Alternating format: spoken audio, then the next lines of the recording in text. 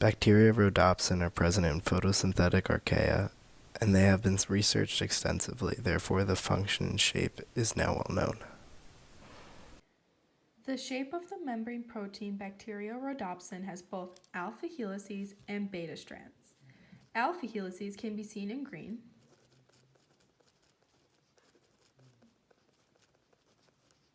whereas beta strands can be seen in red.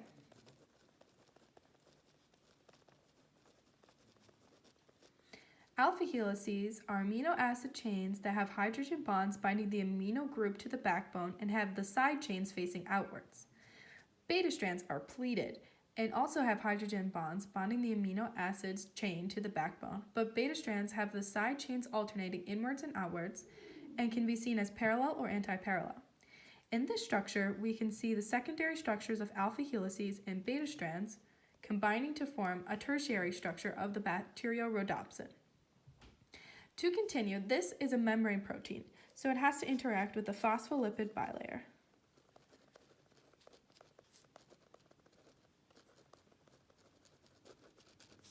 This phospholipid bilayer is amphipathic, which means it has both hydrophobic and hydrophilic parts. In this membrane, we can see the hydrophobic parts and the hydrophilic parts.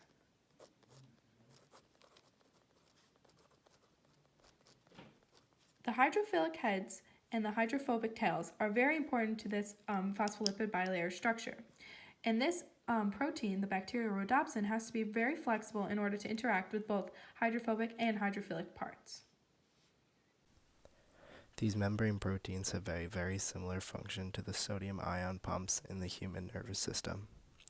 The Bacteriorhodopsin pump out ions that are inside the cell to the outside of the cell to create a proton gradient between the inside of the cell and the outside of the cell. The Bacteriorhodopsin is able to function because of a conformational change that occurs when sunlight hits the Bacteriorhodopsin right here, and this changes its shape, and then that makes the Bacteriorhodopsin able to pump the proton outside of the cell. The conformational change is essential for the protein to function, as proteins rely heavily on their shape to be effective. This is the same here. When there is no sunlight, the protein will not change shape and therefore will not function correctly.